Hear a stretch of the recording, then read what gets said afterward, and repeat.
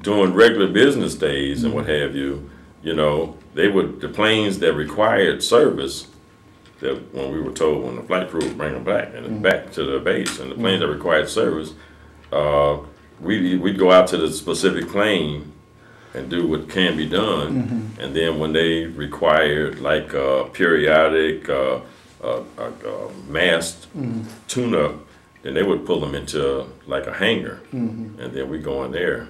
And most of the time we weren't responsible for working them on the hangar. They had different crew people that stayed specifically inside the hangars. You know, like I guess somewhat similar to a gas station like we got today. You know, or what we used to have today.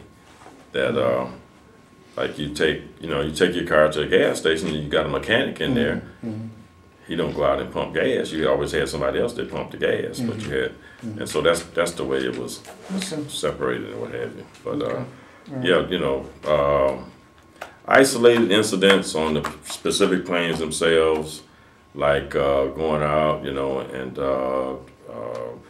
maybe troubleshooting and seeing why the wheels, you know, when they let down, they wouldn't lock, and you know, and so and things of that nature, electrical problems, you know, have to crawl inside the airplane and sometimes pull out the control boxes and what have you. Okay. And we did that. Okay.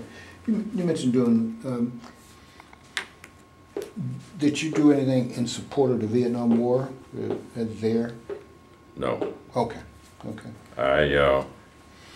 When I got out in January of 1964, I think it was like maybe about half a year prior to the Vietnam War really escalating to the point where it became, I guess, quote unquote, a war. Okay. But at any rate, I'm not really sure of the year, but I think we had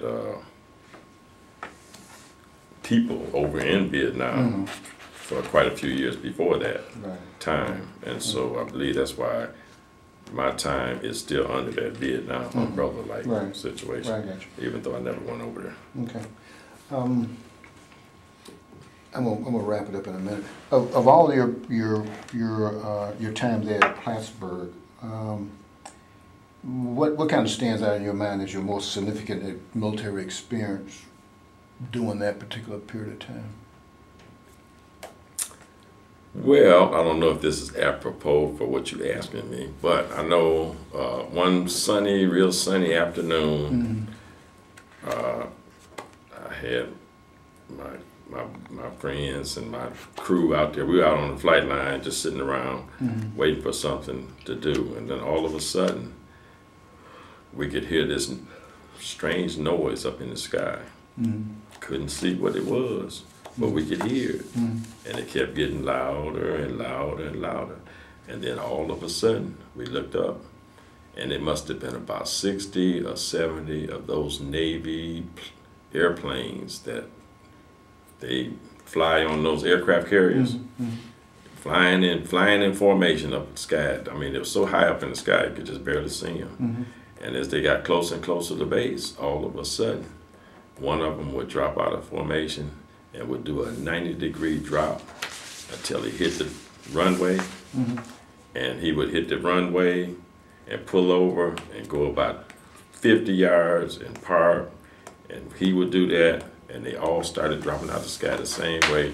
And when they got through, they were all in formation on the ground after making those 90-degree drops out of the sky. And I said to myself, I see why Khrushchev took them missiles back, because these guys is the best flyers that we got that man has ever thought about making on Earth. Never seen nothing like it, or never even thought anything like that existed in my life. Impressive. Absolutely. And I say, and you know, and then I think about how they did that, and these Air Force pilots have to take a 2-mile runway to get these big old raggedy planes off the ground. And these guys, I say, they would. I mean, that was the epitome, I thought, of what anybody could see, the capabilities that we had as far as you know, flying. Okay. Absolutely. So it was amazing. So the Air Force guy was impressed, huh? Yeah, well, you know, the ones that didn't have no